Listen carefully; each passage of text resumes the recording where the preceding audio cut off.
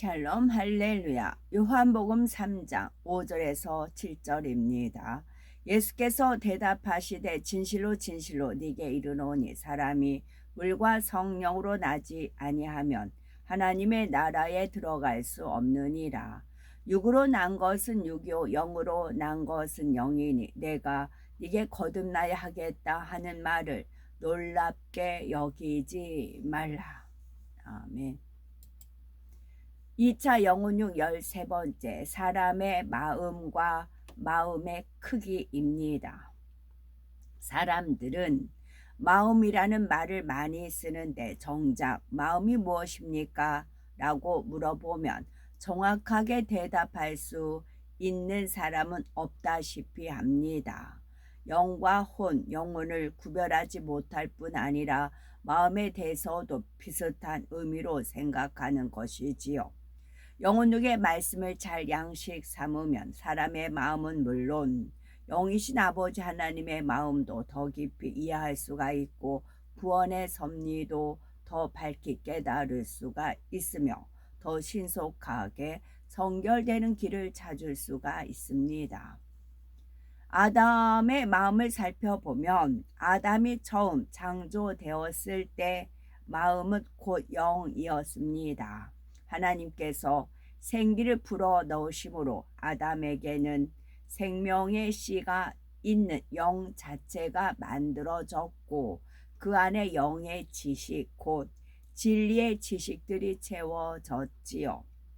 아기가 태어나면 자라면서 여러 가지 체험을 통해 지식들을 얻은 후에야 온전하게 사람으로서의 구실을 할 수가 있습니다.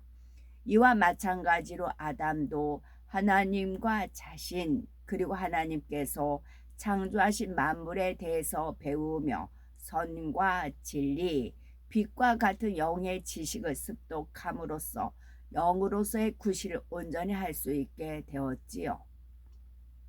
이렇게 영 안에 지식이 채워진 것이 바로 아담의 마음이라고 할 수가 있습니다. 이때는 마음이라는 말이 필요가 없었지요. 마음이 곧 영이기 때문에 영이라고 부르면 되었습니다.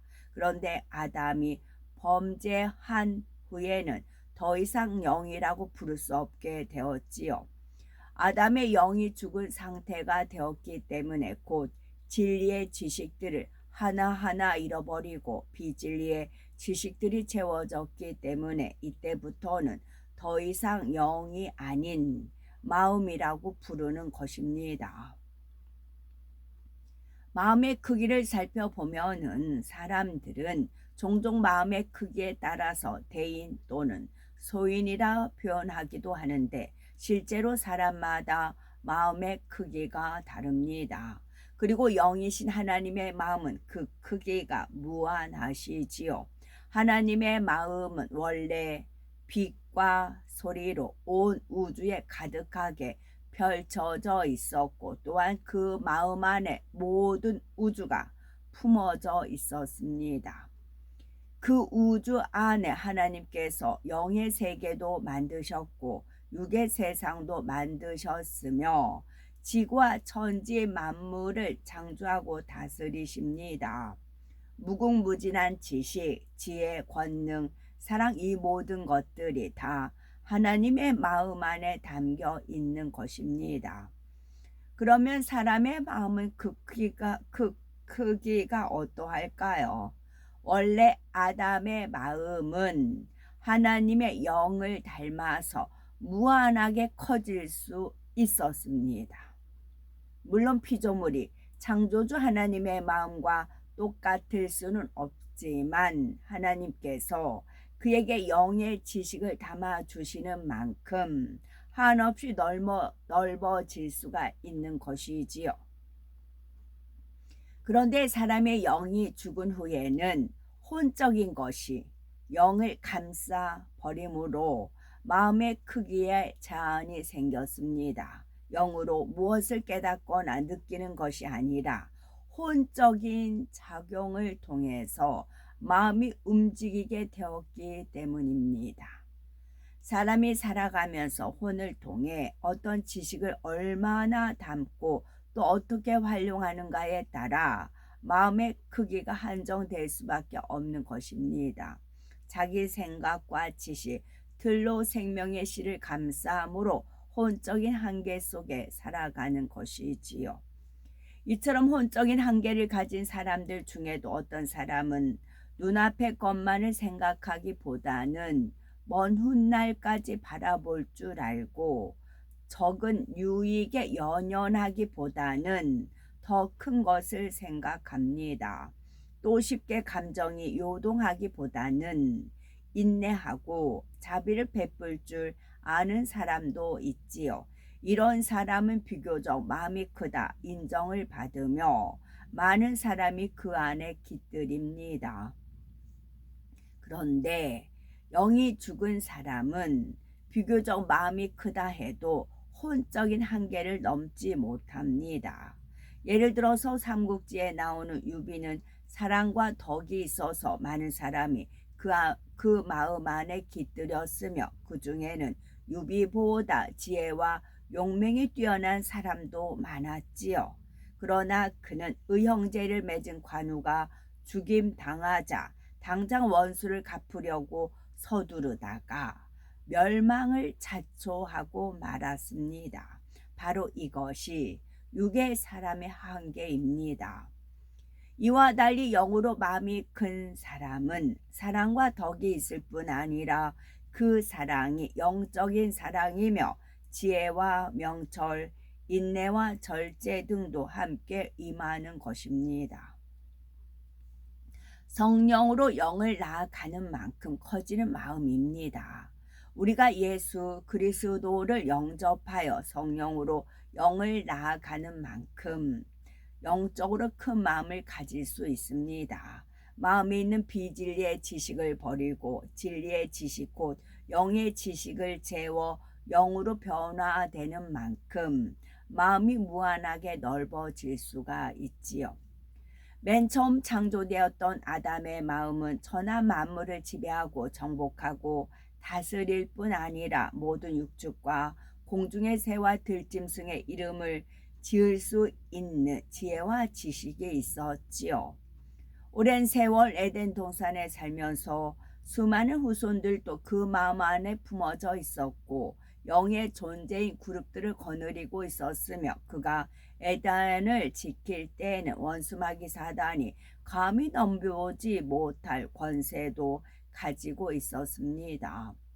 영의 사람이 되어가는 만큼 마음이 커지고 영이신 하나님의 지혜와 사랑 또한 능력과 권세 등을 소유하게 됩니다.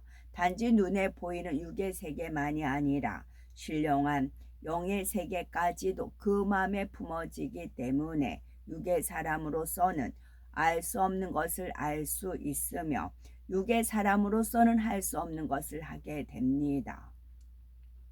그러니 육의 사람들이 이렇게 영의 사람, 마음이 큰 사람을 볼 때 마치 신처럼 여기게 되지요. 아버지 하나님의 마음과 영의 세계의 크기는 무한하며 영의 사람만이 그 세계를 알 수 있습니다.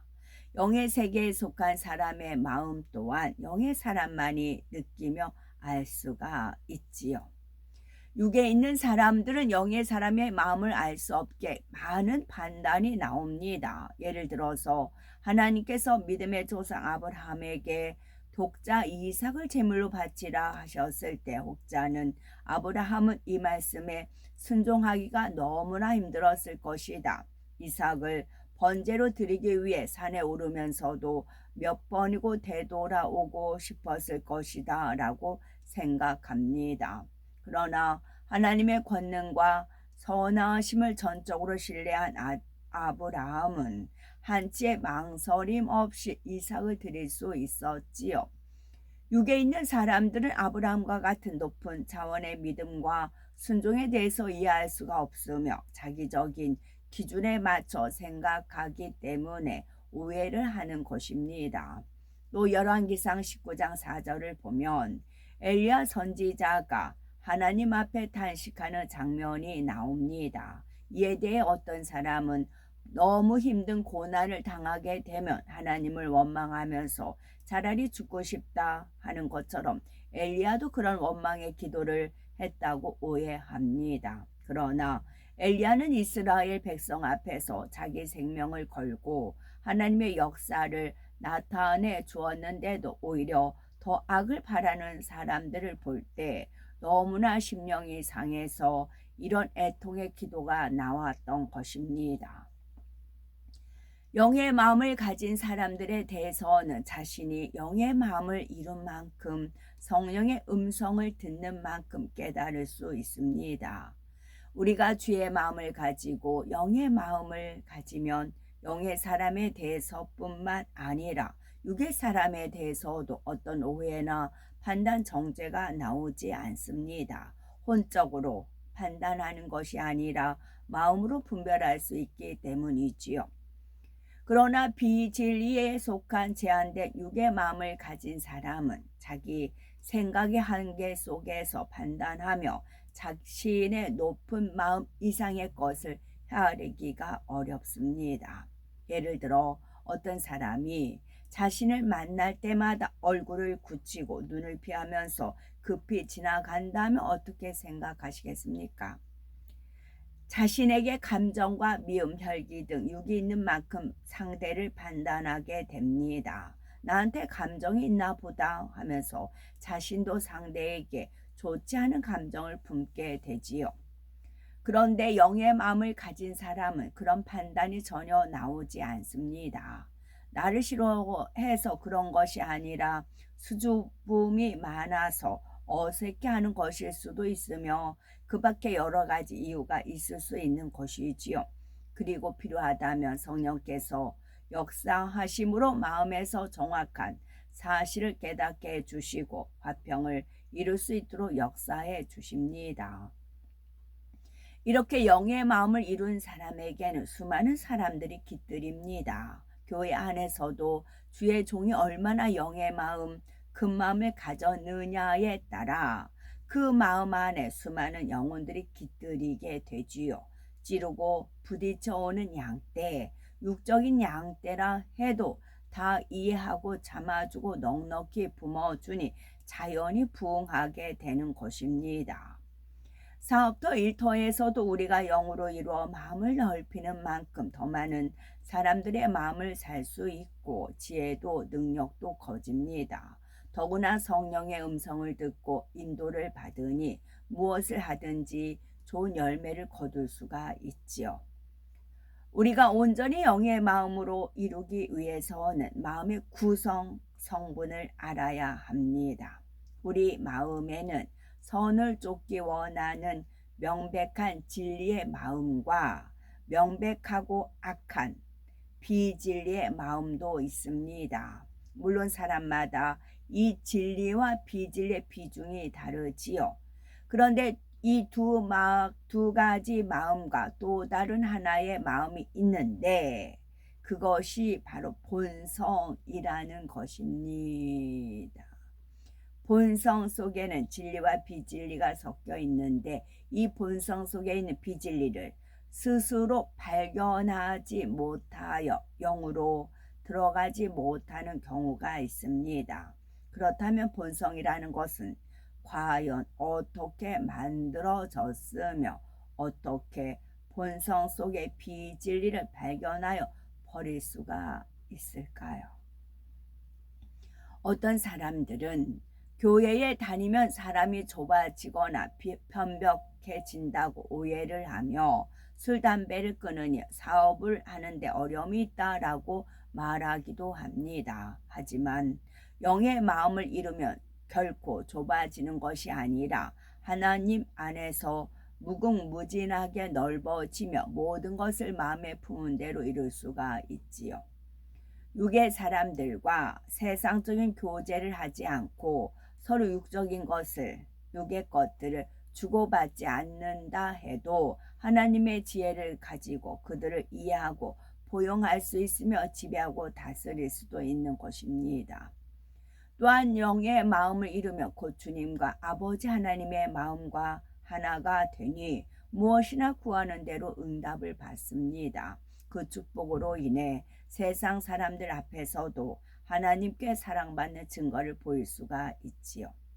그러므로 부지런히 하나님의 말씀을 양식 삼아 무한한 영의 지식들을 취해 나가심으로 세상 사람들 같이 육의 한계 속에서 좁아지는 것이 아니라 만물을 지배하고 정복하고 다스리던 아담과 같이 넓고 큰 마음을 이루셔야 되겠죠. 아멘. 샬롬.